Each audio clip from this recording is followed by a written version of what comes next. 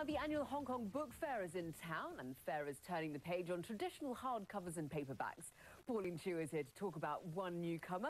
Sounds intriguing, Miss Chiou. Well, it is. It's really fascinating. Their product is very interesting, and it's all about digital these days. And one company in New Zealand is going after the niche of digital children's books. And the timing couldn't be better with the launch of the iPad this week in Hong Kong and New Zealand.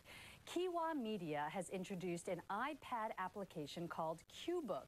It's a collection of 15 children's books that can be downloaded onto an iPad there.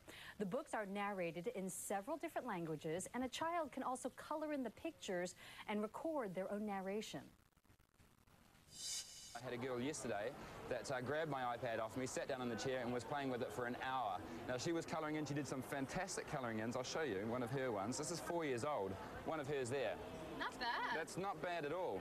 So she was playing with colouring in for about half an hour, and then she started exploring the languages, and she was tapping words in Italian and spelling them out, and so that's exactly what it is. I mean, it is entertainment, it's a children's book, but it's engaging.